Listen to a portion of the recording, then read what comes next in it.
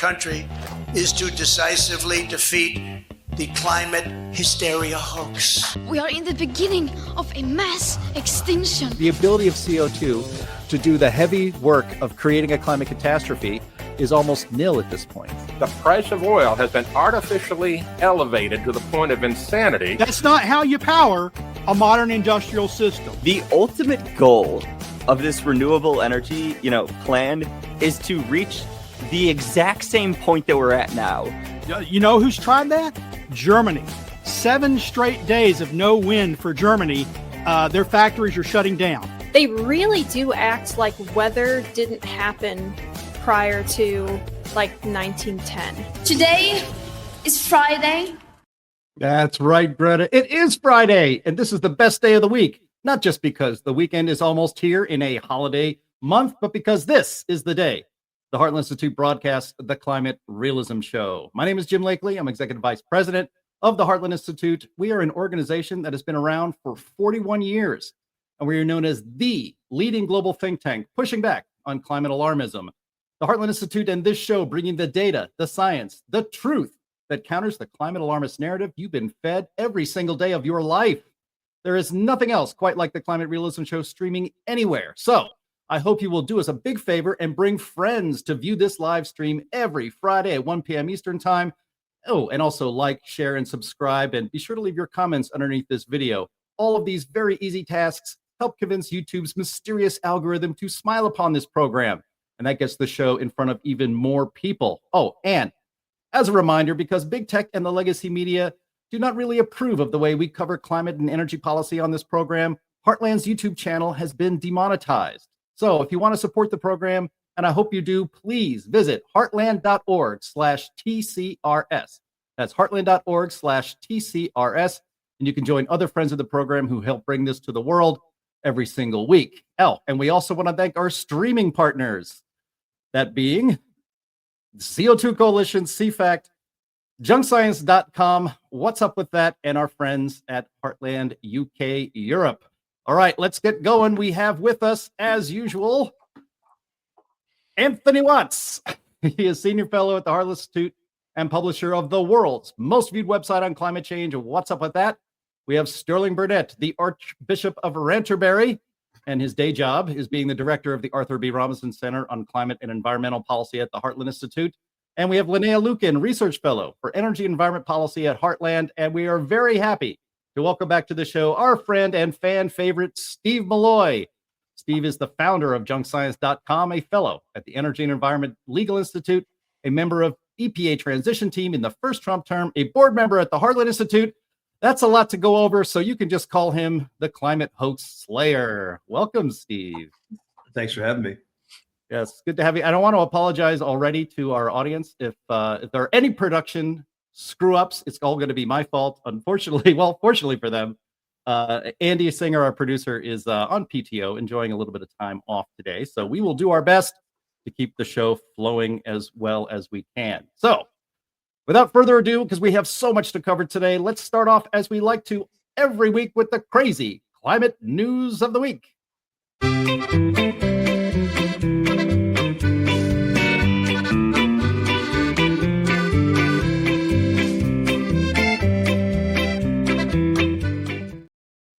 Thank you very much, Bill Nye. And I was going to say hit it, Linnea, but I forgot to ask you to hit the button. So I'm sorry. Well, you got it. And guys, if I'm slow on getting comments up, or if I miss some questions and stuff today, sorry about that. I'm also helping to produce, so I'm not going to be able to have my eye on the comments quite as much as I normally do. We will do our best. All right. This first item for today comes from Hot Air, and I have, I should switch the, what do we got here? Oh yeah, switch our thing. I can't find it, so we'll do it later. Oh, there it is. My apologies. Zillow mellows out. This comes from our friends at Hot Air. Geez, now everything's messing up on my computer. All right.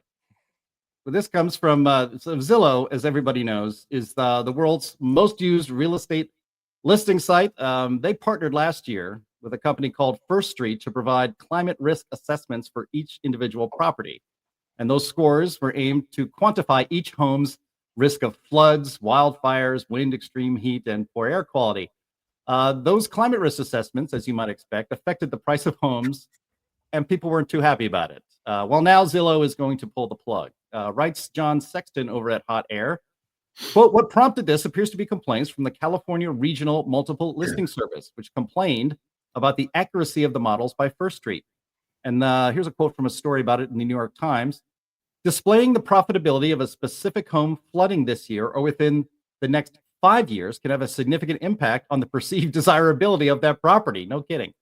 When we saw entire neighborhoods with a 50% probability of the home flooding this year and a 99% probability of the home flooding in the next 5 years, especially in areas that haven't flooded in the last 40 or 50 years, we grew very suspicious. Philip Zariello, a retired hydrologist previously with the U.S. Geological Survey, first began questioning the First Street flood risk scores when he was browsing properties on real estate listing websites and, on a whim, decided to check his own home located on the top of a hill.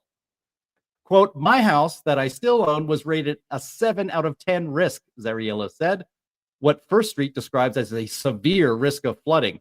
I've been here 25 years and never even had something that came close to a flood risk. Well, what do you know, Philip Zariello, whoever you are, you're just a hydrologist, but you're at a flood risk because the experts in the climate cult said so. By the way, just to put a wrap on this story, Zillow does not allow sellers to remove the climate risk data on their properties at their own request. So it's kind of like Wikipedia. It's your property, it's your life, it's your story, but you have no control over it. Redfin and Realtor.com actually allow you to do that.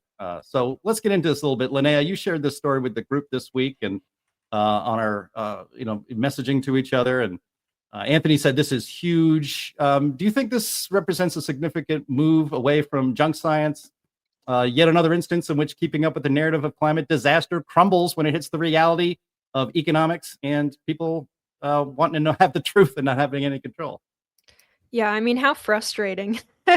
You live at the top of a literal hill and some random model that obviously can't take into account even topography, apparently, is telling you that your house is in a major flood zone risk. Yeah. I mean, a lot of the stuff that's run by, what is it, First Street? I think First Street there's some kind of a finance company, aren't they? They're financial advisor firm. They're like a little bit like BlackRock in them. Yeah. So why would Zillow even care what their opinion on who is in a flood zone is? Like, what makes them an expert on that? They're not. They might. We've got those comments in front of Sterling. Can we drop the comment? Drop that, please. We've got an echo. Oh, it's probably my speed. My fault? Maybe. We'll see. Okay. Go ahead, Linnea. We are just all kinds of trouble today. Anyway, no, it's frustrating for everyone. It's frustrating for realtors. The idea that, like a professional hydrologist is going to tell State Street that or First Street that they are completely and utterly wrong with their analysis, and then to have Zillow still not remove the thing, but still getting advice from these guys, even if they're provably wrong, is ridiculous. There really isn't much to say about it other than that it's dumb and Zillow is dumb. So. Well, yeah. Plus that, it's like a pox on your house, and it basically means somebody else's opinion. And that's really all these climate ratings are. Somebody else's opinion basically devalues your house. Good. That kind of a thing. You just can't even think about it as being something you can sell. I mean, hold on. So just 1 second. I'm sorry for the technical difficulties. Steve, I keep muting you. You need to stay muted. I'm sorry. Oh, okay. And maybe come back. Maybe dump out and come back again. There you go. All right. Apologies, everyone. Go ahead, Anthony. I'm sorry. So, yeah, as I was saying, it's just like having a pox on your house. And, why should you let someone else's opinion devalue your home? Particularly since there may be no other correlation to anything else other than this rating by, Front Street. And we have debunked Front Street time and time again for their wildly inaccurate press releases that they put out to the media. We've done that time and time again on climaterealism.com. And I'm glad that Zillow finally saw the light. They must have had so much complaining from customers and from realtors that this just simply doesn't work, and it hurts sales more than it helps them. I would think that they finally saw the light and said, enough of this, we're getting rid of it. All right, Steve, you can speak. Yeah. Okay. So, I don't really understand who believes, these climate hoaxers in the first place. They've never been right about anything. Why would anyone think that, they know what the risk of whatever, catastrophe is to your house? It's just ridiculous. And this is just more proof of that. They've never been right. They're never going to be right because their fundamental assumptions are wrong. And, this is, I guess all this is imploding at once, and I guess we'll talk about that a little later. Well, what's crazy too is there's entire industry, that's devoted to determining flood risk and flood zones and stuff. There are all sorts of people who are devoted to that particular science. So why would anyone lean on First Street's opinion on that over, the official state geologists and stuff? Is it First Street or State Street? It's First Street. First Street.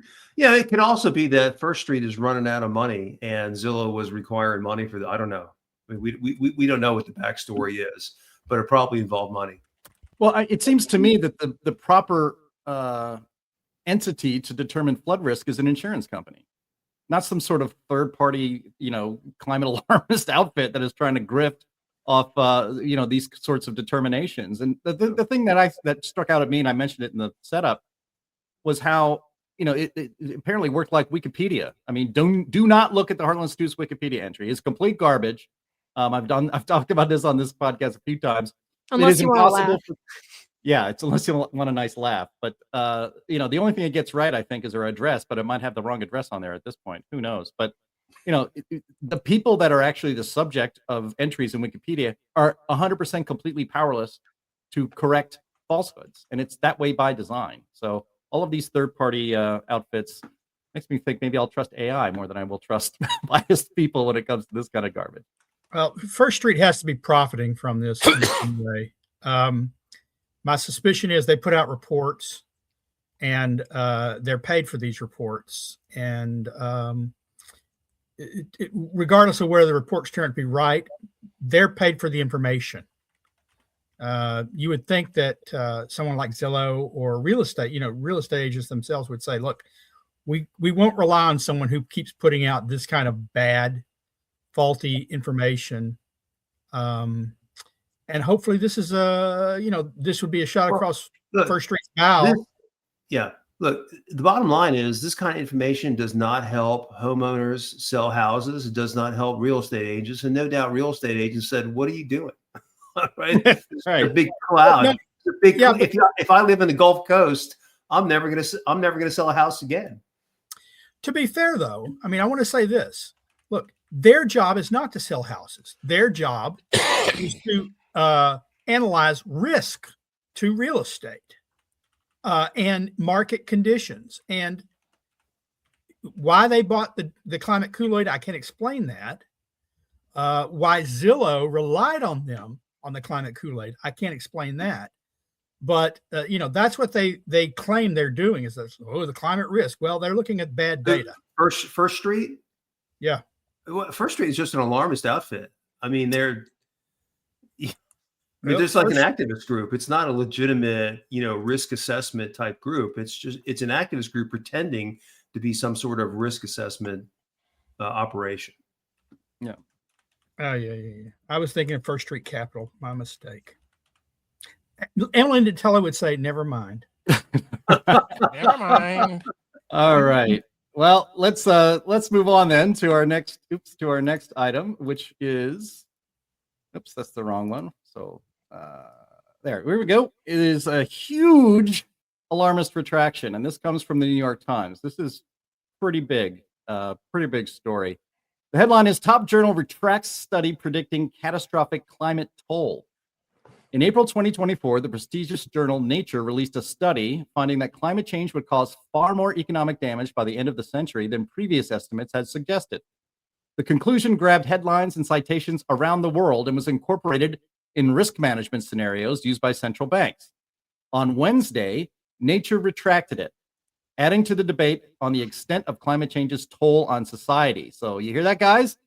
By the way, they buried the lead. There's a debate on climate change. It's now been stated in the New York Times, so it actually exists. That's great. The decision came after a team of economists noticed problems with the data for one country, Uzbekistan, that significantly skewed the results. If Uzbekistan were excluded, they found, the damages would look similar to earlier research. Instead of a 62% decline in economic output by 2100 in a world where carbon emissions continue unabated, global output would be reduced by only 23%. Of course, erasing more than 20, this is from the New York Times. Of course, erasing more than 20% of the world's economic activity would still be a devastating blow to human welfare. The paper's detractors emphasize that climate change is a major threat, of course they do, as recent meta-analyses have found, and that more should be done to address it. But they say unusual results should be treated skeptically. Retractions have become more common in recent years, according to Retraction Watch, an organization that tracks corrections in scientific journals. But they are still rare, amounting to about 1 in 500 articles published. Economists have long struggled to incorporate granular, sometimes subtle impacts of climate change into models that forecast far into the future, especially when combining them with something as complex as the global economy. That's enough. The New York Times goes on to, make pains to say this is really no big deal, this correction. But it is a fact that this paper that was retracted was the second most cited climate paper in media and social media since its release. Thousands and thousands of times, about at least 5,000. But I guess, oh well, never mind. Steve, I'd love to start with you since you're the junk science guy. This is junk science. Why was this study ever even published? Since climate idiocy began circa 1990, global GDP is up almost 400%.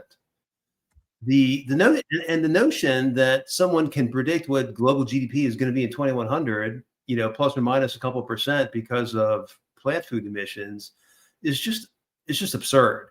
And if we're going to start, retracting climate studies, there are probably hundreds of thousands of climate studies that have all been wrong that all need to be retracted. That's my sort of general comments. Now, yesterday, and this study that's being retracted came from the Potsdam Institute in Germany. So yesterday I posted something about weather in Washington, D.C. and how global warming's got nothing to do with anything. And this morning I opened up my Twitter and I see that Stefan Raumsdorf from Potsdam decided to reply to that. He goes, "No wonder they call you junk science."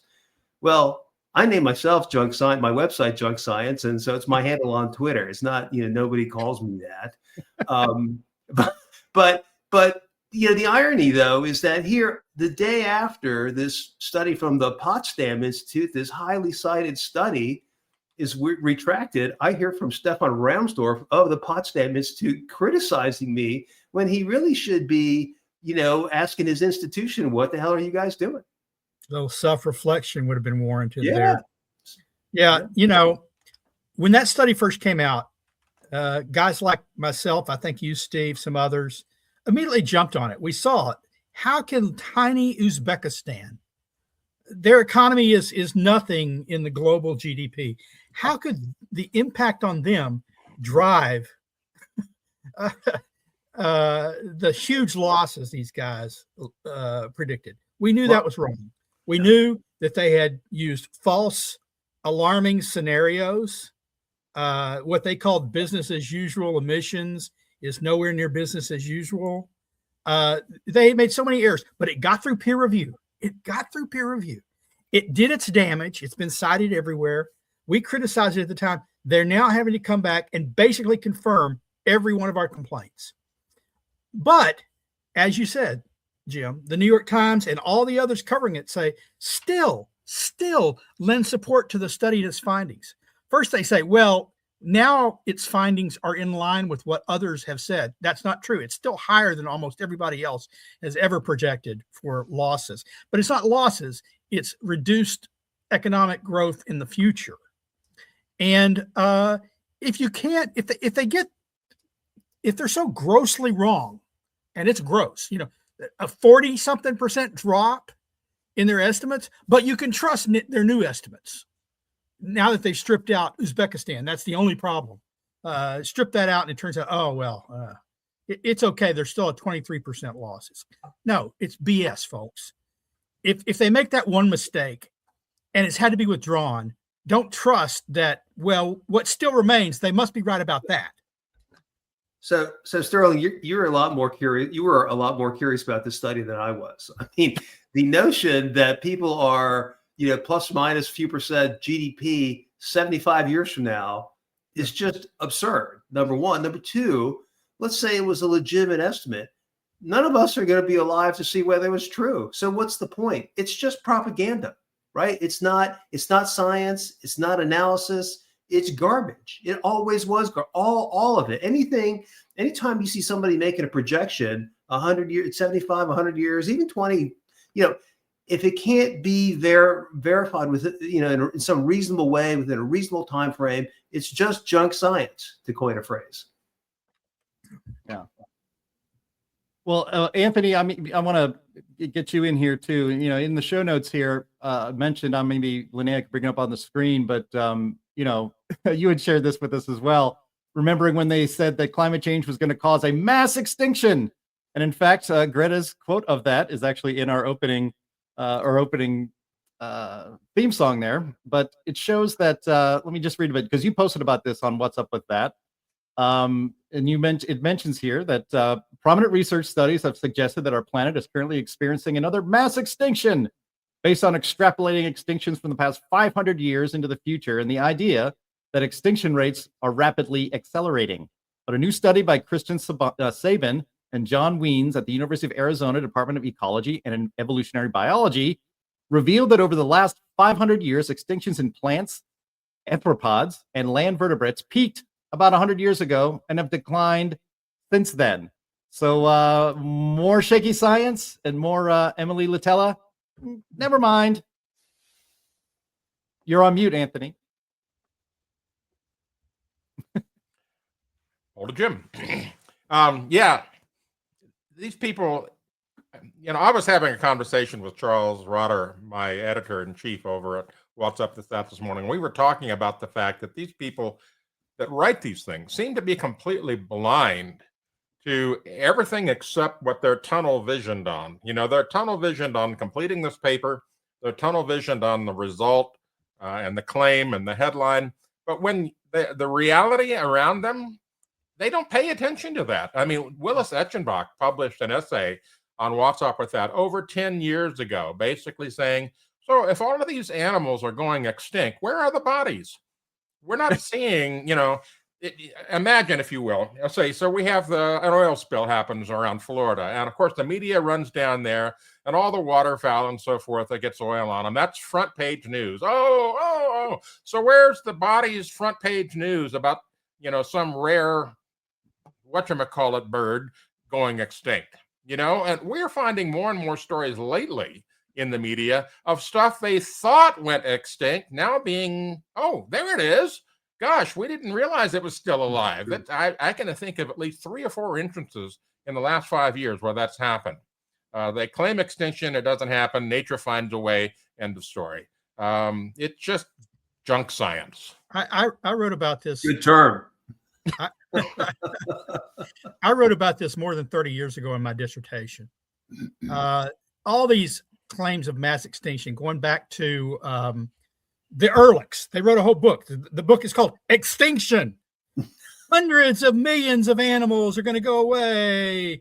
It's the fastest rate of extinction since the dinosaurs died, when the comet struck the earth. It's like they've been saying this for years. It's all based on island biogeography, which is, by the way, discussed in this paper. It was never a good fit for any land-based, something that's not isolated somewhere where animals can't leave the area when you destroy habitat. What they confirmed is that habitat destruction is still the biggest cause of extinction, some invasive species. But the bottom line is extinction rates are lower now than they have been in 500 years. Climate change is going on all around us, I'm told. It's very alarming. And yet extinction rates are low. We've been told that, as Greta says, we're experiencing mass extinctions. The only mass extinction we're experiencing is the extinction of climate alarm. All the studies that are having to be retracted, all the falsehoods that are being debunked daily at Climate Realism, for instance. I wrote about this in Climate Change Weekly this week. This is just more evidence. But like I said, I was writing about this 30 years ago in my dissertation. We knew that the mass extinction things, I went through all the litany of the different studies that said, this is the rate, this is the rate, this is the rate. None of them confirmed. None of them could be confirmed. We discover new species every year. We discover species that are extinct, as Anthony said, that aren't extinct after all. And we have to guess. How dare you? Yeah, it's pure speculation as to how many species exist on Earth. And it's pure speculation as to how many or the rate of extinction of those species. Yeah. So it's, and yet, when they talk about species extinction, you know what they don't ever show? The pictures are never a snail or a small crustacean in a muddy pond, which are where they've said most of the extinctions have come as megafauna, sea life. Yeah, they show polar bears, which are increasing in number, or other things that people care about. The beautiful big-eyed seals. They show a seal. They say extinction, or they show something How dare you? Yeah, well, there you go. Well, I get a lot of those. The irony of the whole extinction thing is that the Earth is greener now than it has been in the past, thanks to warming and more CO2.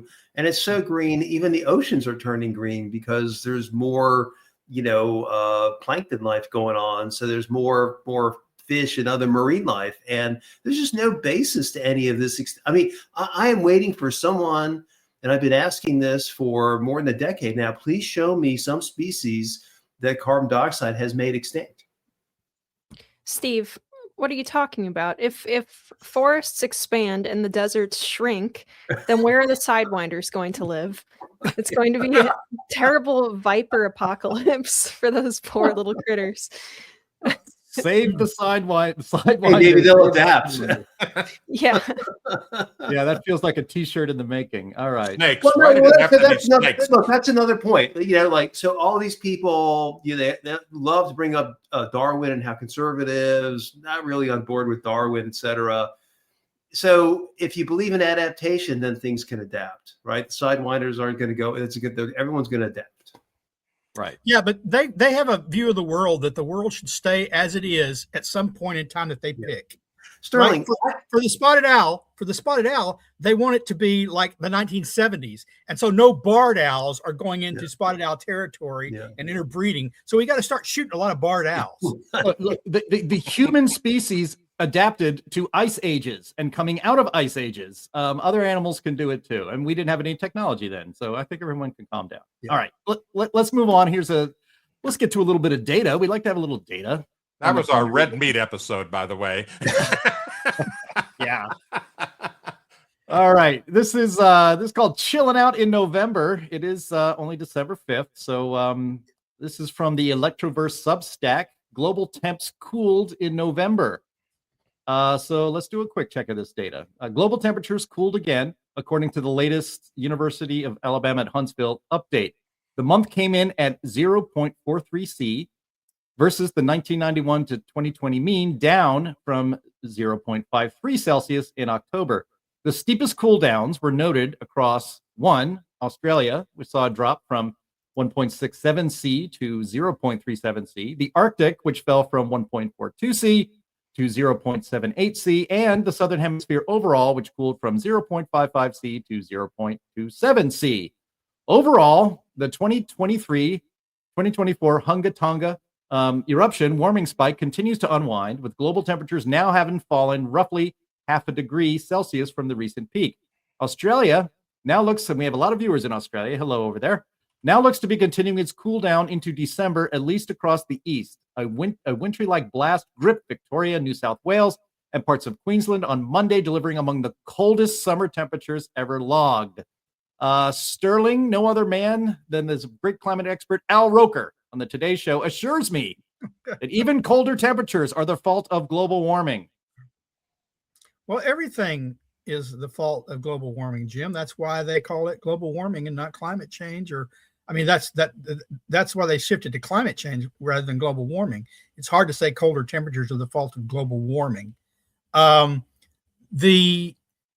want to endorse, by the way, the Substack channel Electroverse. They do, if you want to know about what's going on around the world, cold temperature wise, that's the place to go daily.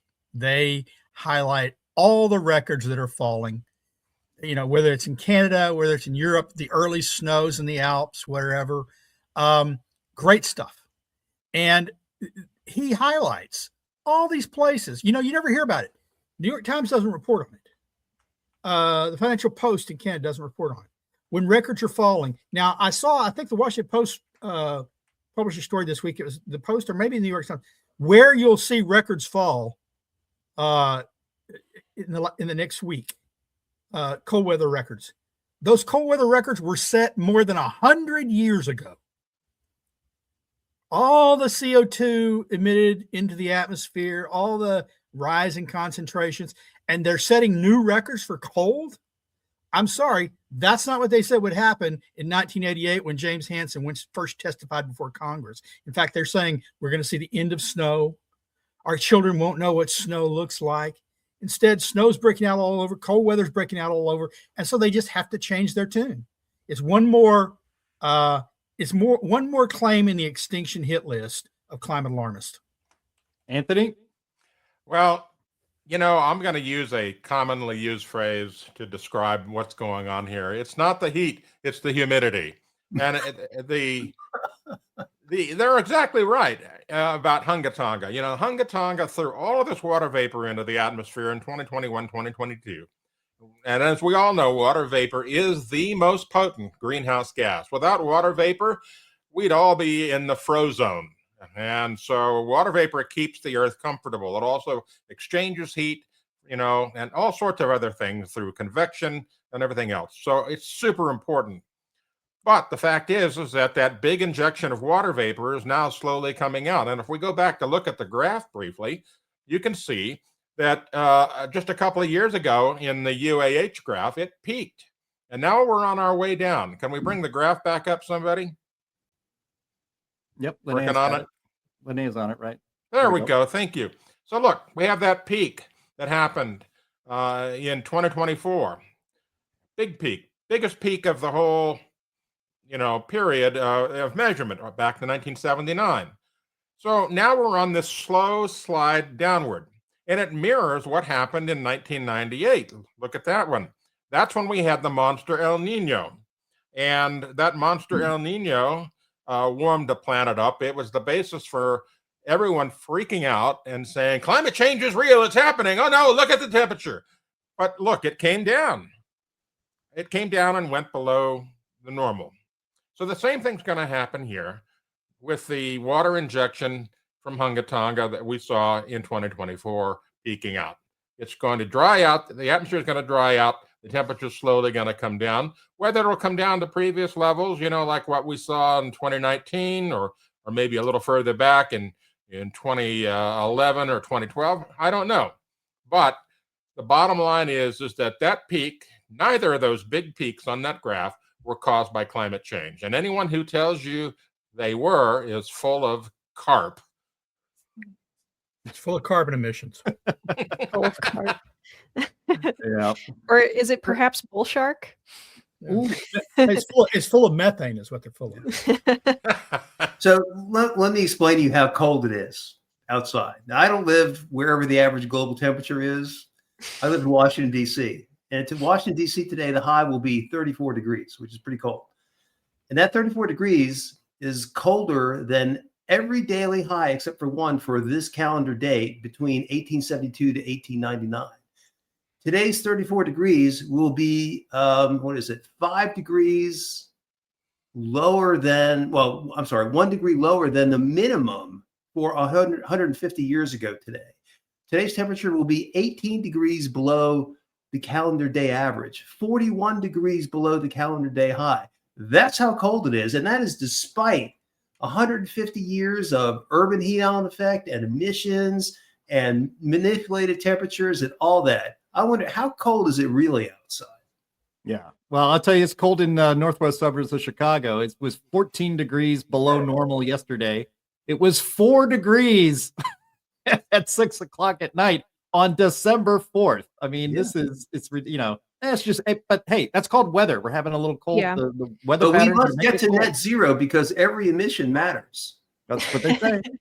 It's pretty funny too. I was reading an article this morning working on a post for Climate Realism. It'll probably go up next week, about a World Meteorological Organization report on like the Arab region, talking about how, it's so hot there, everyone's burning up and stuff. And this Financial Times article reporting on it is talking about how all of these heat waves and stuff are due to climate change. And 2024 is because, climate, human-driven climate warming has caused, deadly heat and flooding, and also everything else you can imagine across the Arab Peninsula and North Africa and stuff. So they're going on at length. And then towards the end of the article, they say, though this year is probably going to be quite a bit colder because of the natural phenomena of La Nina driving temperatures lower. There is, I word searched on this article. They don't mention El Nino once in the article. So El Nino isn't natural, and that can't be the reason why the spike was high last year. But La Nina is driving temperatures down, extra, and it's natural. What? I hate this stuff. It drives me up a freaking wall. The media is a scourge, honestly. Here in Dallas, we had a warm October for the most part. We had a warm October. We had a few days that are cold, but it's just December. We haven't entered winter yet. Now in Dallas, we are 10 and 15 degrees below the average temperature.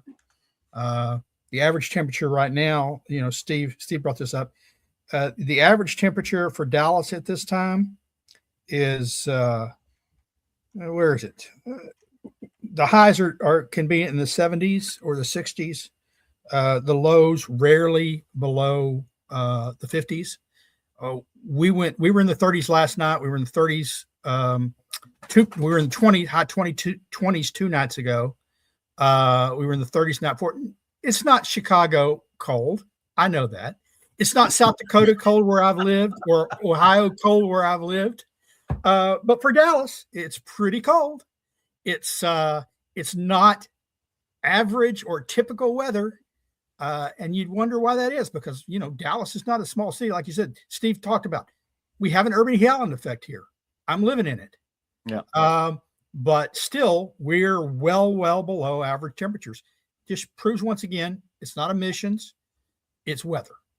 Well, if it gets to 34 degrees here in Northern Illinois again, I'll be out there in my flip-flop and shorts, finishing the shoveling job in my driveway. All right. I don't need to. You've now imprinted that image on my mind. Gary. You didn't need to do that. I didn't say the only things I'd be wearing would be shorts and flip-flops. Come on. All right. Moving on. Let's see. This is you can put this in the good news from our perspective departments, and that is kind of the theme of today's show. This comes from our friend Joe Nova, and this is: the Sierra Club is shedding members. Joe writes, the phase change continues. The Sierra Club loses 60% of members, and 350.org is suspended.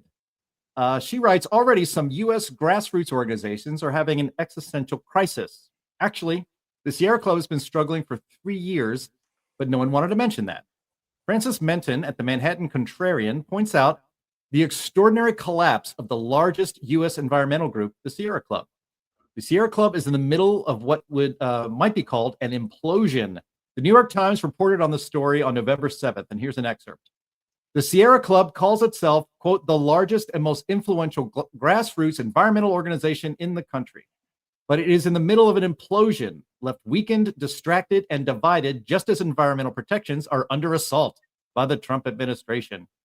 The group has lost 60% of the 4 million members and supporters it counted in 2019. It has held 3 rounds of employee layoffs since 2022, trying to climb out of a $40 million projected budget deficit. Must be nice. This year, the Trump administration returned better organized and better prepared than its first term. The Sierra Club was the opposite. While Mr. Trump boosted coal power, canceled wind farms, and rolled back pollution limits, the club was consumed by internal chaos, culminating when the board fired its executive director, Ben Jealous, former president of the NAACP. Ben Jealous? Is that a real name? That is a real name. I remember him when he was president of the NAACP when I was in the news business. All right. Anyway, Joe goes on anything about climate. Yeah. Anyway, Joe goes on to note that what we had mentioned a couple of years ago, and that's that 350.org, Bill McKibben's lucrative climate cult project, is lucrative no more. It suspended operations, and surely that suspension, I would think, is going to be permanent. Joe also mentions a piece by our friend Stephen Hayward, who wrote for Civitas, the Civitas Institute, titled The Death Rattle of Apocalyptic Environmentalism. Steve writes, quote, none of the American TV news networks sent reporters to this year's COP down in Brazil, and major print media are rapidly cutting back on climate coverage. A few reporters at the COP down in Brazil filed stories wondering whether this would be the very last COP meeting. I will start with you, Anthony, after that setup. The Sierra Club losing 60% of its members and running a $40 million deficit. By the way, I'll put this up on the screen in a minute, but the Sierra Club reported $173 million of revenue in 2023 and $169 million of revenue in 2024. So don't cry too much of a river for those guys. I have one comment. All I need to say, really. Linnea's killing us with these drops. It's great. Oh, I didn't do that. Oh, that was it? That's me. Oh, boy. Yeah. We shouldn't give everybody the keys to the back end producer. I'm not on the back end. I've got it right here linked into my microphone. Oh, great. Anyway, let me just show there's something here. Let's remove that. Add this to the stage. Yeah, I just wanted to put up here. So Sierra Club, yeah, if they've shed 60% of their members, maybe those members are tired of the Sierra Club focusing on climate alarmism when they thought they were donating to an ecological organization. But you see there that and Steve and Anthony probably are good people to weigh in on this. This idea that our side, that people skeptical of climate alarmism are the ones who are just swimming in big oil money and all this other stuff. This is one organization. This is just the Sierra Club, $169 million, which was down from the previous year. The Heartland Institute's been around for 41 years. I'd have to do the math. I don't think we've raised that much money in 41 years. Yeah. You could add up all the money that conservative groups get for climate, and it doesn't even come close to just 1 year for the Sierra Club. Yeah. As I mentioned earlier, Sierra Club's not the only one. 350.org, multi-million-dollar, lost in a year, just shut down. Greenpeace USA may be shut down soon due to a lawsuit that they lost. Natural Resources Defense Council is another one, big one. Yeah. Greenpeace was levied an initial fine of $600 million for their losses. Greenpeace International said, we can't pay that. We're going to fight. They on appeal, it was cut back to I think $400 million. Greenpeace USA may not survive. Now, it's indicative. I think the dollars, people are waking up, but also I think some people who really like these organizations in general think they've left their core missions. Greenpeace used to defend whales. Now they want offshore wind farms that kill whales.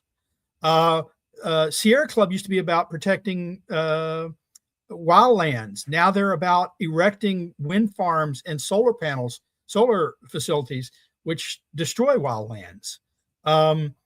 The Audubon Society is supporting wind and solar. I bet they're shedding members and money because they're supporting technologies that are killing birds.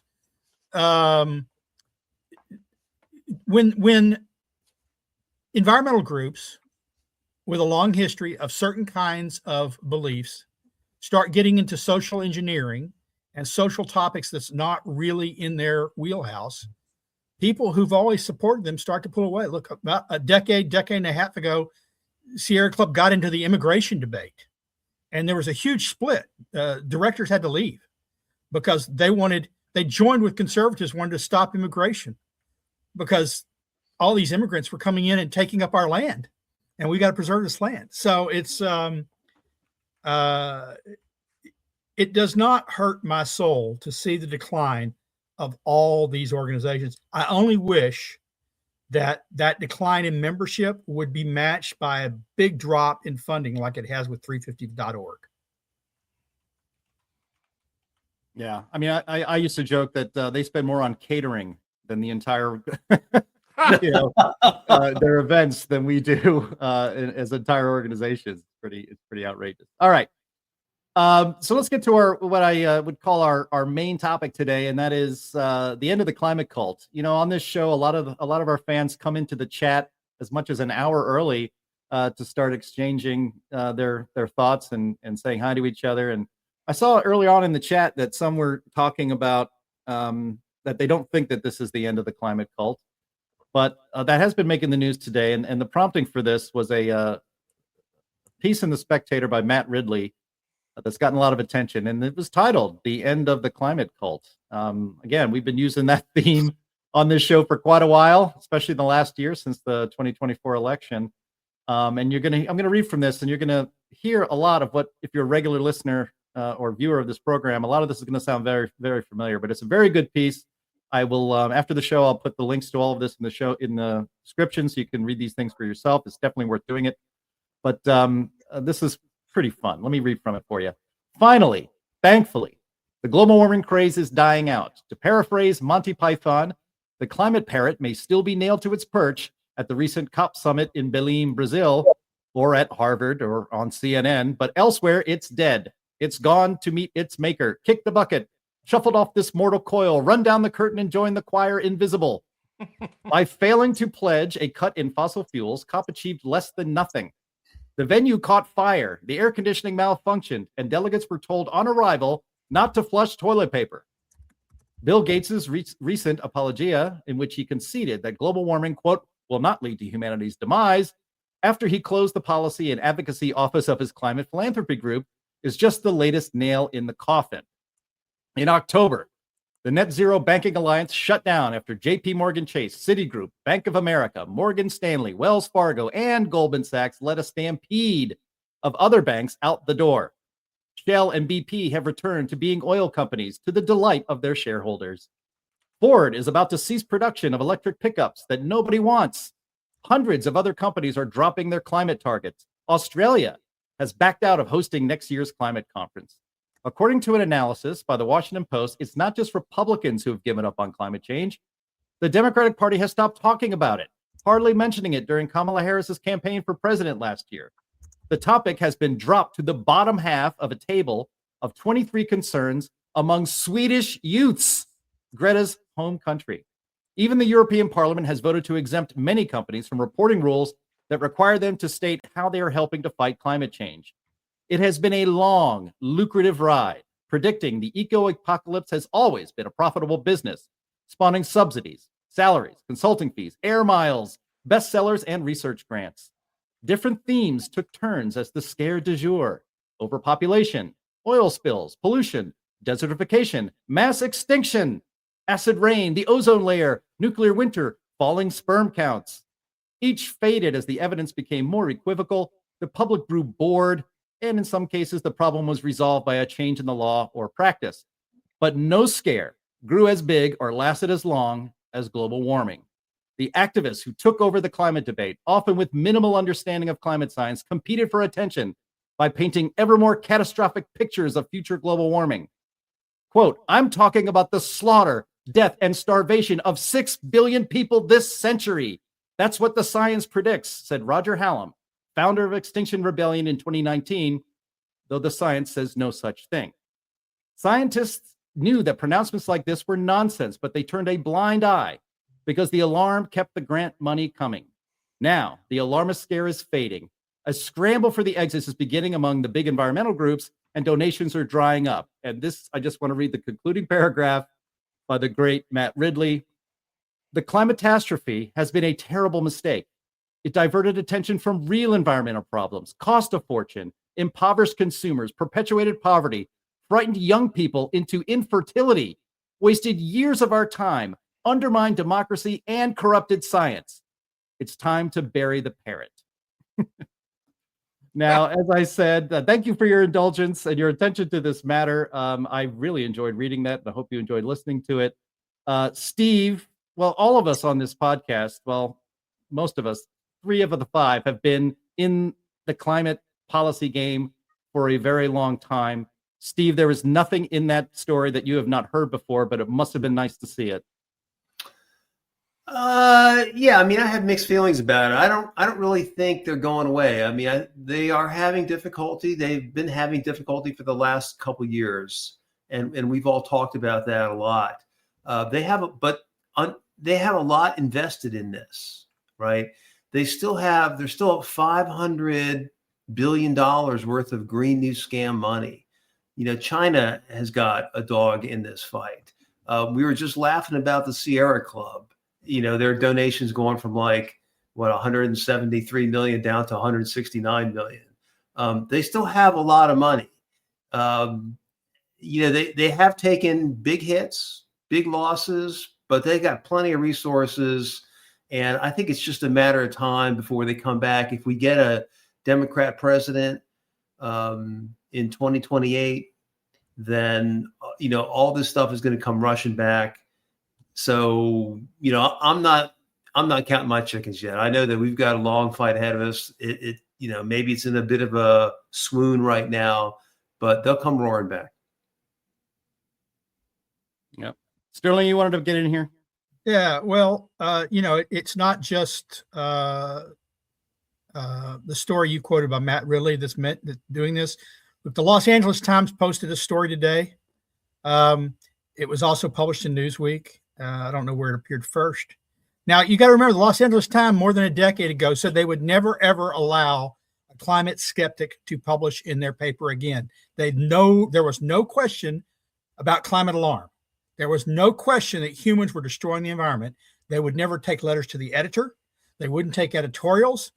That was their stance. And now we see this, the welcome demise of climate change, climate catastrophism. And it goes through this litany of horribles that Ridley went through, looks at some different ones. Now, I share Steve's concern that this might not be the permanent demise, but no environmentalism, as far as I can tell, has ever been the permanent demise. He and I have both been around long enough to see lots of different things be hyped as the next big scare. Climate change is a good one for them because, well, climate's always changing. So it's a control knob for everything. Not everything, not all the other causes. But if they move off them, if climate change, if a stake is finally driven through its heart, and we won't know that for a few years. We may not know it until after the next presidential election. But they start moving, they're going to start shifting to another cause of climate change. They can't resurrect it. And the public polls shows there's very little appetite for resurrecting it. They've hardly moved the needle with 30 years of propaganda for the public's concern. The public doesn't want to pay for it. The same people that believed it before believe it now, though a few less of them. And so the question is, someone raised, well, if climate change goes away over in the comment section, what's next? Well, we're already seeing some of it. Microplastics, they're killing us. Chemicals, some of the stuff that's coming out of the NIH scares me when it comes to chemicals. We can't have colored cereals anymore because Evidently, they've been killing our children for 70 years, and we just didn't know it. You know, the Fruit Loops I ate when I was a kid. I guess I'm due for cancer anytime. But the point is, they'll always have something. There'll always be some disaster for these people to grab onto and take your money. The question is whether climate change will make the comeback and be the big thing it was. And the one reason for thinking it might is because, you know, you can get rid of the color in cereals. You can fix plastics, solve that, clean it up. You can't control the climate. And that's what they say they need to do. So they can always come back to it. So anyway, but like I said, that story that Jim read, Matt Ridley, it's not the only one that's recognizing this, right? Oh, no. Skepticism, what we've been championing for decades, it's breaking out all over. Anthony? Yeah, and you know, it's the nature of humanity to fear something unknown in the future. I've seen this happen time and time again. You can go back and look, you know, to pre-modern times, and people feared all sorts of catastrophes, you know, happening to them. Actually, some of them were real, you know. But the point is that there always seems to be this fear of catastrophe in the future. It seems to be ingrained into us as if it's some sort of a defense mechanism that's built into our, you know, our genes, our makeup. But the bottom line is that almost every kind of future catastrophe imaginable that we've seen come into the media and into the scientific literature over the past century has not occurred. I mean, you go look at what happened with, you know, the fear of extinction and the food crisis back in the 70s. You know, that never happened. And yet the guy who published on this, Ehrlich, he won't even admit that he was wrong, even though it never materialized, because guess what? It was peer reviewed. I like to point out, Anthony is 100% right. They've always done this. I've never had that happen. Thank you. Thank you. 150 years ago, people stood on the street corners with placards saying, "Repent, the end is near." And sane people crossed the streets to avoid them. It was always the same problem: human sin. In this case, in modern times, it's the sin of using fossil fuels, of development. In the old times, it was different kinds of sin, but it was the same. Repent, the end is near. Humans are at fault, and there's a path forward. And now we invite these same placard wielding people, these same screamers, to testify in the halls of Congress rather than avoiding them, or at the UN if they want to, if they're a 16-year-old, then 16 or 15-year-old youth, because we all know youths know more about everything than anybody else. Just ask Anthony, when Ehrlich wrote Population Bomb, do you know what his specialty, his academic specialty was? I don't know. It was butterflies. He's a butterfly scientist. And then he got the chance to write this book, and he, no one pointed that out at the time. He was always a fool. It was always stupid. And I mean, you're right. People will always, there's just this permanent catastrophist element to society. But what was different about climate is it developed this political agenda. The environment used to just be, like Sterling was said, people cared about the environment, but then it became politicized. And the politicization is what made it this huge force. It got it the $1 trillion, out of the Inflation Reduction Act, and got it to the UN, and all the different agendas just sort of melded together to push the politics of it. Yeah, I mean, Steve, I know you're more skeptical than I am about, the end is near for the climate cult or the climate cult's in decline. I get that. Well, they're not going to go. The left is not going away. Okay. Right. I mean, the left is there to implement the left's agenda. This has been tremendously successful. So it's had a burp for, the past year or so, but it will come back. I'm seeing it right now in the Washington Post. This week, there's a big article about phthalates. Phthalates are chemicals used in plastics. And we debunked this 25 years ago, but they just recycle this stuff because Gen Zers have never heard of any of this stuff. Well, that's my point. Like, you don't have to reorganize all of society because of microplastics. You have to reorganize all of society because carbon dioxide emissions by humans are causing a climate catastrophe from which we'll never recover. That theory is being fully debunked. And when you see mainstream or legacy media outlets finally allowing other people to say so publicly, that has an effect. I mean, climate catastrophism has had such a firm grip on our politics and our pop culture, on our societies. And I see that grip loosening. If not, they're not going to drop it all at once. But when you see that story I mentioned how like Europe is now realizing net zero we're never going to get there. We're going to be thrown out of here with pitchforks and torches if we keep this up. It's not a winning political message anymore. It's going to be abandoned. It's starting to happen now. I think that's worth celebrating. Yeah. Well, I don't, look, the European leadership has not given up on climate. All those guys that were part of the Net Zero Banking Alliance, they have not given up on climate. The car companies have not. Go to their websites. They have not given up on the hoax. And they're going to wait till, there's a December day in Chicago when it's 90 degrees. Or whatever the maximum is for Chicago. That will happen. And they're going to see, we were right. Yeah. No offense, but it sounds like some fucking commie gobbledygook. I think that's to some extent right, what he just said, commie. So people, when I first started doing this, they were talking about watermelons, right? Green on the outside, red on the inside. It's really about power. I always defended the communists against this claim because I had read Marx as part of my dissertation, and I knew that he wouldn't have been an environmentalist at all. For Marx, there were two things: people and resources. And if you weren't a people, you were a resource for use by people. So it's a weird kind of communism. It's one that takes the environment as more important, but really it's just the elites. It's people see this as a way of torquing power. And if they can no longer gain power on the back of climate fears, they will find another cause.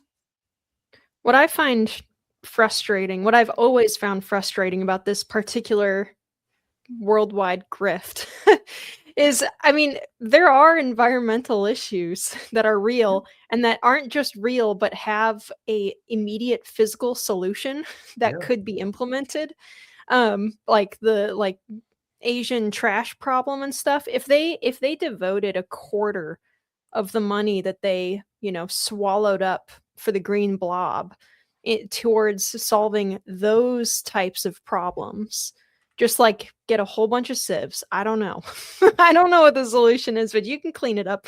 They could have had some of these real issues solved, but then of course, once it's solved, there's no further funding, right? So the best scam in the world is the climate scam because there is no solution, actually. There is no end to it. Well, Reagan recognized this way back when that you create an agency to solve a problem and it never ends. The problem is never solved. It just grows and grows and grows, and often with mission creep, right? HUD was supposed to solve the housing crisis. Anyone think the housing crisis has been solved after 60 years? All the different agencies, the alphabet agencies, you pick one, not one that was formed to solve a particular problem has ever solved that problem. In fact, since the time they were formed, the problem has only grown worse. Yeah. I just want to underscore what Linnea said. We do have real environmental problems in this country. In Southern California, they've got Mexico dumping 50 million gallons of raw sewage into Southern California every day. That would seem to be a pretty easy fix. Virtually every city in this country has. Yeah, we just get Trump to bomb Mexico. There you go. Yeah, there you go. There goes our chances of remonetizing. A lot of cities in this country have serious stormwater, wastewater problems. We have groundwater. We have all sorts of real problems. None of it gets addressed because there's no money or attention. All the money and attention goes to the climate hoax. Yeah. I mean, yeah, we'll wrap this up. We'll get to Q&A, but it wasn't that long ago that we had John Kerry worrying about the war in Ukraine, not about people dying, but about its carbon footprint and floating out ideas that we're going to have electric tanks and troop carriers and stuff like that. I mean, so that kind of madness is now falling away, and I think a lot of other madness is going to start falling away as well. You can't have electric tanks without having an ever-ready charger truck coming up behind the tanks, Yeah. Right. All right.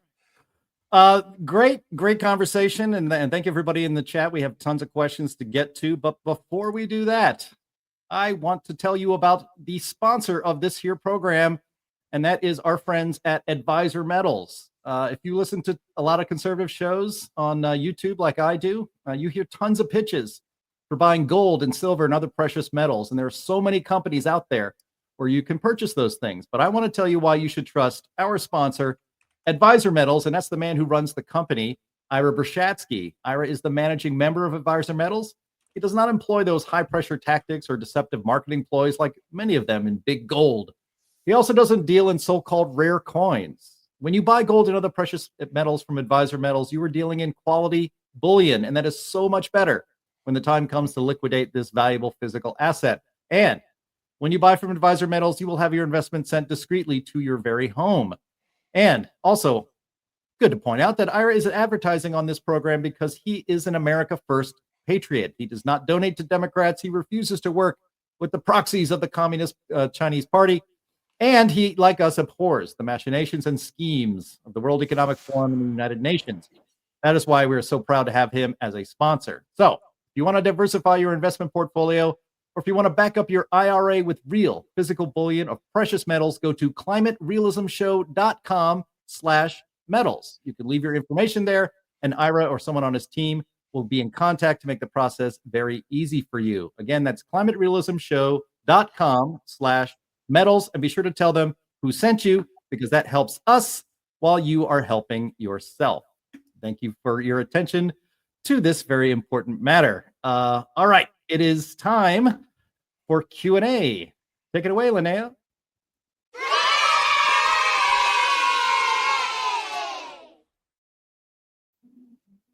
Andy's not here, and you still managed to hit the drop. All right. I did manage to hit the drop, even with Andy not here. Just for you. Okay, let me grab a couple more here. We didn't have a whole lot of questions, but we did have a whole lot of funny comments, which I definitely want to highlight because our audience is hilarious. So one of the questions that we did get was from Darren T, who said, "Will the retracted stuff make the mainstream?" What I think they mean by that is, will all the retracted articles and whatnot actually hit mainstream media the way that they hit mainstream media when they were released in the first place? Well, some of them already have, right? The New York Times did have to cover the retraction that they had touted. Yeah, but it's not much of a retraction, Sterling. I mean, it's right. I mean, it's.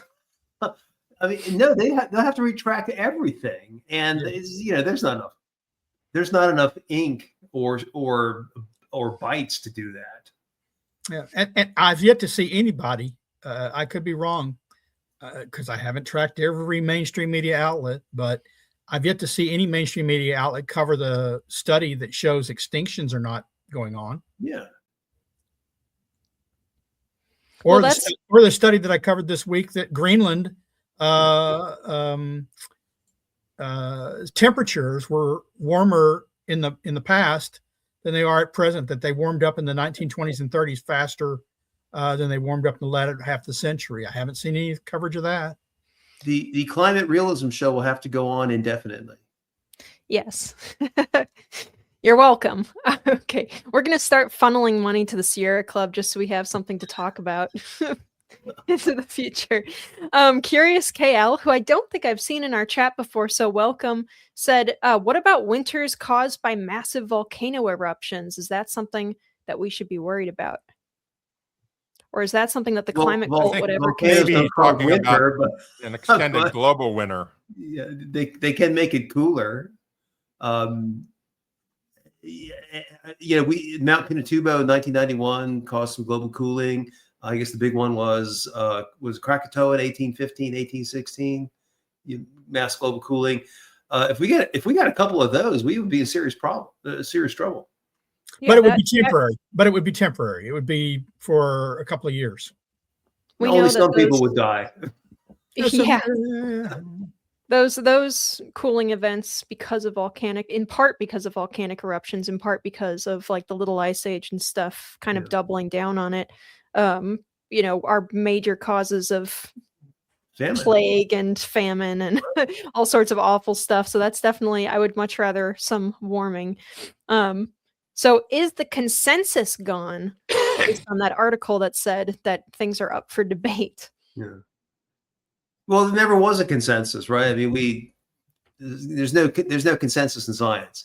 But the consensus she's talking about, those people they're hardcore. They're still there. Yeah. Bill Gates still believes that climate is a thing. Bjorn Lomborg still believes climate is a thing. All these people, Al Gore, they all still believe climate's a thing. The consensus is real. And this Bill Gates, he came out with his article and said, "Oh, it's not the biggest disaster." But I just saw headlines today that he's one of the guys pushing. Well, it's not a disaster, but what we need to do is to put a lot of pollution into the air to block the sun. He's one of the big backers of that crap. And his big what's this article? It just popped up while I was online. Oh yeah, he backs modern hydrogen to fight climate change. You got to have hydrogen energy. His company just went bankrupt. They're laying off people. So I want to highlight this very important comment from Chris Nesbitt, who is a very frequent viewer and commenter of ours. He says, Linnea needs to give Jim a lesson or two on how to do the perfect segue. So true. I'm really good at my segues into the ad read on the. I do have to step How up are my we going to game. teach him how to do that if he can't remember to unmute his microphone? Well, yeah. I'm sorry, I'm not capable of that. All right. This is a rhetorical question that I thought you guys would get a kick out of. CHBE says, "Oh, come on. Don't you know climate change caused November's cooling?" Yep, sure did. All right. DJ Bo, another frequent viewer, says, "November was cool. Anybody want to bet me that the usual suspects will be out by Christmas saying it was one of the hottest Novembers ever? They already are." Yeah. Yeah, they say it's like the third hottest since the 1980s or something. A serious question. How do they get those numbers? I mean, what is the justification for saying that? Because they have said it and it hasn't been true. I mean, well, you can look at Roy Spencer's his satellites, and it as far as how he calculates it was a warm November, but of course it's been warming for the last 20,000 years. So. All right, got a couple of good science questions some of which I'm going to pitch to you, Anthony. Joe Tripp, who I don't think I've seen in our chat before, said, "Will the Earth's weakening magnetic field have an effect on climate?" No. Okay. I'm sorry, it just doesn't. A weakening magnetic field has been something that's happened, all throughout Earth's entire history. It's just not something that affects our weather or our climate in the short term in any significant way. So what does it do? Well, it does provide less. When we have a weaker magnetic field, we have more cosmic rays that come in. And there's a theory that says, well, we might get more cloud cover, low-level cloud cover because of that. But that hasn't actually been proven. There's been people that have been looking for that for about a decade or so now and still haven't completely found it. But there's no direct correlation between weather and Earth's magnetic field or a 30-year climate period in Earth's magnetic field. And the magnetic field has flipped before during Earth's history, and everything survived. If sometime in the future the magnetic field completely goes away, we'll be in trouble because we'll be bombarded by deadly cosmic rays. It'll look like Mars. Our atmosphere, the magnetic field keeps our atmosphere in place. So, but that's not happening now. It's nowhere near happening now. All right, this question from David, who I also don't think I've seen. We have a lot of new people today, so welcome all the new people. Was the water vapor of Hunga Tonga more to blame for affecting the climate than carbon dioxide emitted? Absolutely, because water vapor has an immediate effect on temperature. The more water vapor you have, the more heat is retained in Earth's atmosphere. And anyone can prove this to themselves simply by spending a day, in Atlanta in the summer, in the evening, versus in Tucson. The drier atmosphere in Tucson allows temperatures to plummet at night. Much cooler at night in Tucson than it is in Atlanta. You might have a high in Atlanta of 92 and a low of 77, whereas in Tucson, you might have the same high of 92, but a low of 45. And so, water vapor immediately affects things. And yeah, it was the reason for the spike. All right. Oh, that's David again. Let me try to get someone else. Already got that one. Okay. Kurtz says, what are you going to do with all of the scrapped wind turbine blades after failure or their lifespan? Guess throw it in a volcano or what? Hey, that'd be a pretty good idea. It might be a better solution. It might be a better solution than what they have now, which is stacking them up in fields in West Texas and just blighting the earth, letting them rot, soak their over time. Their wear soaks the trash into the soil and the chemicals into the soil. Maybe the volcano idea is not a bad plan. It's a perfect plan. I mean, it gets rid of them, and it gives you a sacrifice to their climate god, the Earth, right? It's absolutely perfect. I am for that 100%. And I kind of just want to see what happens if you throw one in. Yeah, that's cool. I learned recently that you don't actually, and I should have known this with my geology background, but I just never thought about it. You don't sink in lava if you jump in lava, which is kind of sad. You just catch on fire and die. Which is also sad. Which is also sad. Okay, Jerry Palmer says, rule number 1, everything is due to carbon dioxide. Rule number 2, if not, rule number 1 applies. Yeah. That is how science seems to work now. Yeah. Absolutely. I'm going to use that. Lake Lady says, so as climate change slowly walks off into the sunset, what money-making grifting scheme is next on the horizon? Steve, if you're wrong, and if the climate thing does fade, what are they going to use as the next thing to continue their nonsense? It's simple. I mean, they're just going to go back to the scares they had before. They used to be water pollution, air pollution, chemicals. Now you even have the Trump administration trying to scare people about chemicals. Robert F. Kennedy and the whole Mahais, against pesticides. I think they have to physically restrain him on that. But, you hear this from Trump administration officials at Marty McCary, all those guys, they're constantly talking about chemicals, the crazy woman that they want to make Surgeon General. She's all freaked out about chemicals and pesticides. So they'll just go back to their old playbook, and then climate will come back at some time. At some point. They'll go back to fears of radiation as new nuclear plants are built. Right. Well, go back to the chemo folks will come out of the woodwork again or gain prominence. Endocrine disruptors. And they already have the stuff with microplastics, right? That's the plastic stuff. Yeah. You remember when the movie The Graduate. When you say the chemo folks, are you talking about the chemtrail people? Not just. We're not going to trigger you with that one today, Anthony. But, I will tell you this.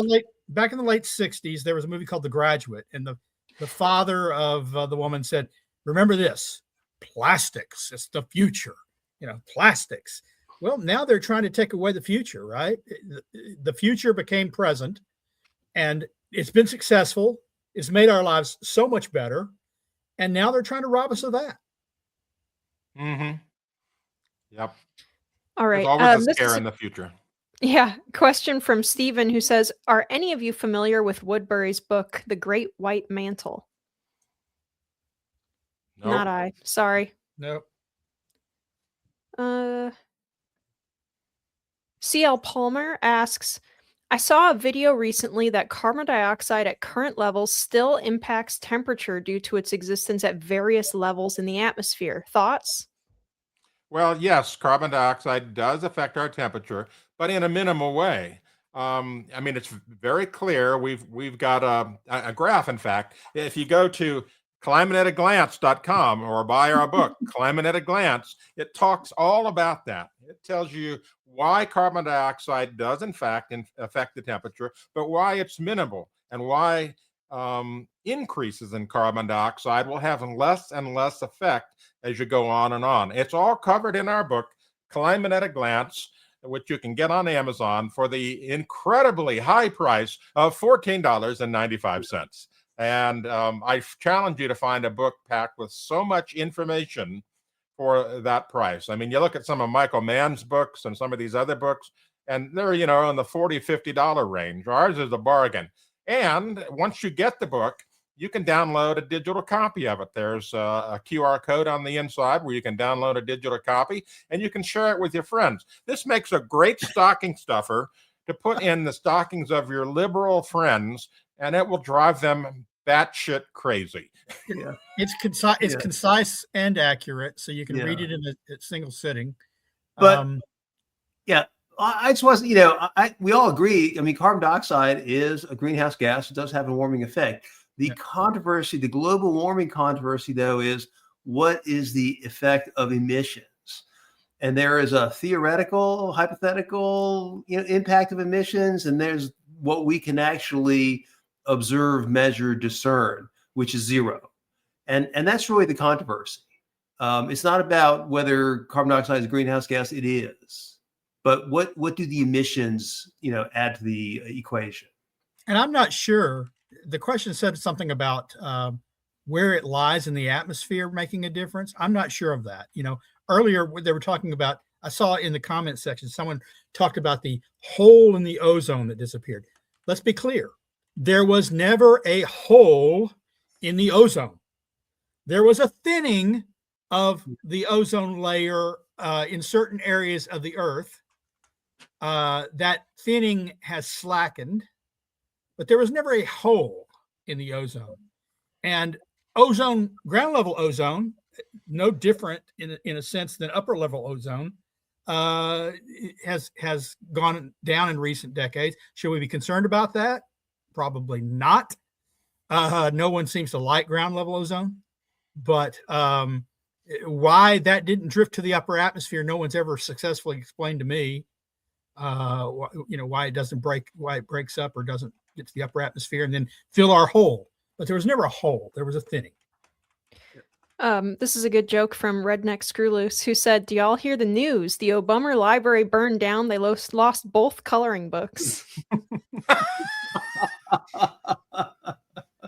That's pretty good. Mars Rock, who I've not seen in a while, hello Mars Rock, asked on Rumble, "Is climate catastrophism declining at the United Nations?" No, it's on its way up. I mean, remember last year, the oceans were boiling.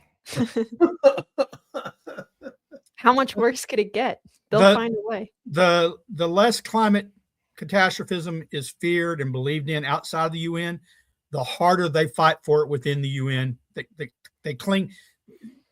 I think it was Hillary that talked about, or Obama that talked about stubbornly clinging to their God and their guns. Well, this is the UN's God and guns. They stubbornly cling to climate change regardless of the evidence. Yeah, it would have been great if they had had a camera on Antonio Guterres' face as Trump was ripping climate a new one in September at the UN. That would have been awesome to watch. Did you see that United Nations Geneva post on Twitter? I retweeted it, but it was a quote from Guterres where he was saying, "The United Nations is a moral compass for the world." And my mind's just flashing back to dudes with guns and blue helmets. And I'm looking for a vomit drop here, but I don't have one. What? Have Syria and Iran on their Human Rights Commission, something like that. It's like, that's the moral compass? In Iran, they had a small child lop off a head in public yesterday or the day before. Jeez, that's the moral compass? JPS says, "Greetings from Belgium. Hasn't it been proven that first temperatures go up and CO2 follows centuries later?" Yes.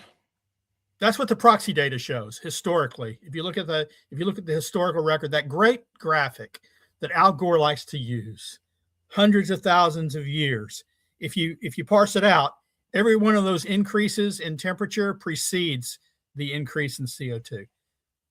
Yeah, and I think part of the explanation for that is off-gassing from oceans. But Yep. yeah.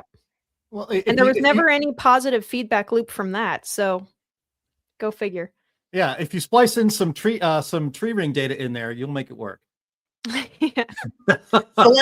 Selected tree ring data, Jim. Selected tree ring data. Like this, Lori.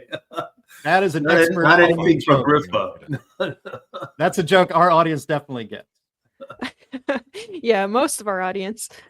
Okay. Ian McMillan says, yet they write off water vapor as merely a feedback. And I wanted to comment on that. And that's because water vapor in lower levels of the atmosphere, like closer to the ground level, falls out as precipitation eventually. But the reason why Honga Tonga has such a big effect is because it blasted that stuff up into upper levels of the atmosphere. So it's a little bit of a different condition. It takes a little bit longer for it to fall out. Let's see. Walter says, have you ever thought to invite Lee Zeldin on the Climate Realism show? Would love to invite Lee Zeldin on the Climate Realism show if he'd have us. That would be fun. Or Maybe Chris I'll try to Wright. reach out. Or Chris Or Wright. Chris Wright. Yeah, I mean, a great pitch for us. He's is a that we did cover, lukewarmer. Yeah, well, we did cover his confirmation hearing live. You were on that, Steve. You know, we I said was. He's a lukewarmer. Oh, geez. All right, you won't be on that day with him. Jeez, We let lukewarmers on this show too. Let's go. Oh, how about this one? David says, why is everything existential to these people? Doom, man. Doom. But because Themselves. because they don't understand what the term existential means. No, they do. They do. They think it Kant- scares the Kant- most people. Kant was one of the first people to start talking about existential, and it doesn't mean what they think it means. You read Kant. Well, it's kind of annoying to hear them use the word unprecedented for every single thing that ever happens too. So again, I mean, all of them being precedented. yeah. Yeah, it all goes. Wildly precedented. You have to be apocalyptic in order to get your way with these people. I mean, you can't just, because they're going to lose the argument if they say, it would be better. You can't make the green energy transition argument because nobody will accept that, because nuclear and fossil fuels are necessary and better, more efficient and cheaper. All the things, every plus is on the traditional energy generation side. Unless you get catastrophic about everything and the reasons for going to green, you would never win an argument. And that's why they're actually ultimately losing, I think, right now. Yeah. Here's a good question, I think, for Steve, probably. Where can one learn more? This is from Terry, by the way. Where can one learn more about phthalates? If that's right, well, fact-based, yeah. unsensationalized manner. So Terry, I just tweeted about this the other day because there was that Washington Post article. So if you search for phthalates from my X account at Junk Science, you'll get some links and you can start there. The chemical industry stopped defending all this stuff more than a generation ago. So, I'm going to be the source on that. Chris says, I came late. Did you cover the study that reckoned sea level rise was not accelerating? If true, wouldn't that mean sea isn't warming and ice is not melting at the claim rates either? And I think we covered that a couple weeks ago. Yeah, we did. And you can find out about that in my book.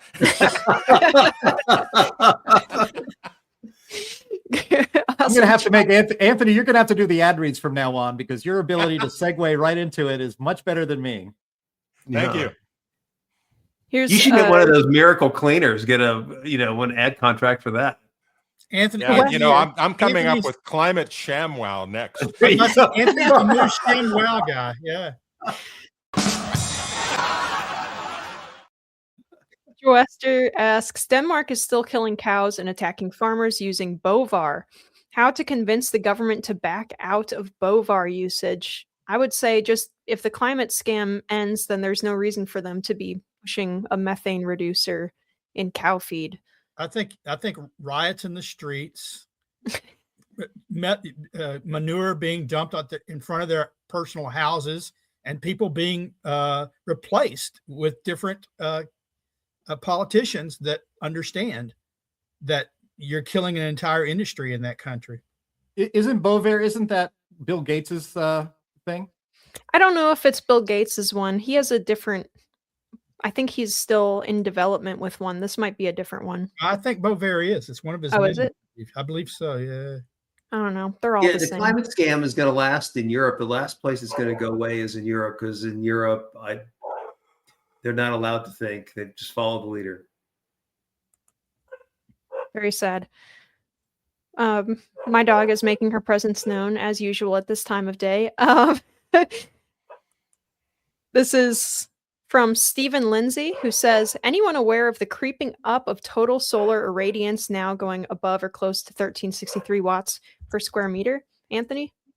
Well, yeah, it happens. The solar cycle changes the solar irradiance on average of anywhere from 1 watt per square meter to as much as 2.5 over its period. And so there's nothing surprising here or dangerous about it. Summing it up, sun happens. Our good friend engineer you can find guy. out about it in my book. Our good friend engineer guy wants to know, and Steve, I don't know if you know of anything about this, but he asks, what about styrofoam? 30 years ago, I heard a lecture on the benefits of styrofoam. I'm not sure in what use. You'd never know it, as media does not cover this message. Well, so conveniently, I have this red Solo cup here, which apparently contains styrofoam, and it's why where I live in Montgomery County, Maryland, stores are not allowed to sell these because they're not recyclable because they have styrofoam. So there you go. Except for one, I want to say first, Linnea, you were right. I looked. I was interested. I thought Gates was involved with Bovair, but he's not. He's developing his other thing. He's a promoter, but he's not an investor. But styrofoam is recyclable. Decades ago, about 3 decades ago, McDonald's came up with styrofoam cartons, and they talked about the hot side hot, the cold side cold. Styrofoam is a great insulator. Hey, because people were complaining, they came up with a way to recycle it. And as they came up with that way, the pressure on them got so great, they shelved their invention. Nobody recycles styrofoam now, but it is recyclable. But the people who invented it can't sell it anywhere.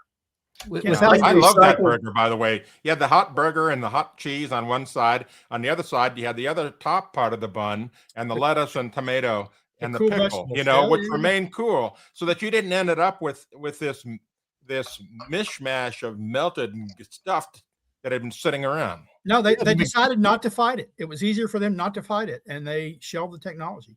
Yeah, the McDLT, that was awesome. I like to recycle styrofoam in my outdoor fire pit. Works real well. Back in the atmosphere. That's breaking. I love the smell of burning styrofoam in the evening. That's breaking clean air laws.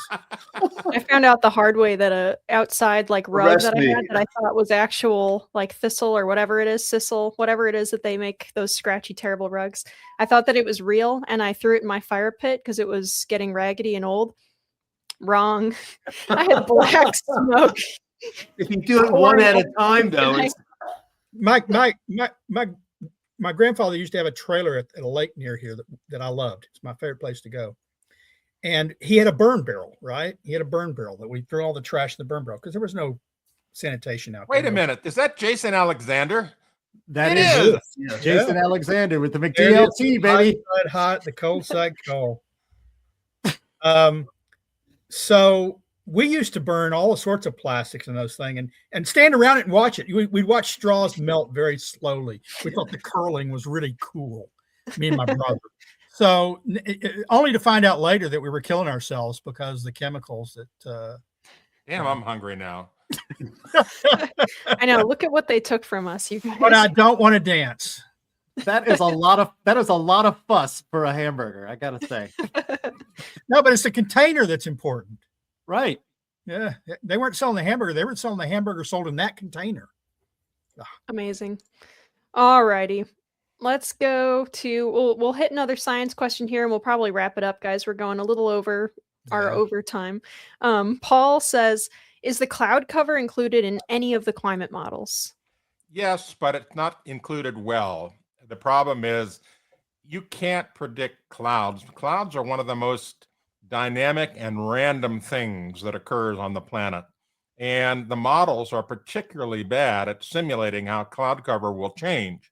And so, yes, it's there, but it's not there in a significant way that is accurate. And even the IPCC says it's one of the factors, the vast majority of those factors, that it says they don't understand it very well. Poorly understood is how they rate it. Right. Yep. And then finally, we will end with CHB's question. I sense a lack of taxpayer money heading these grifters' way. Am I right? Hopefully. No, there's still $500 billion to spend the Green New Scam money.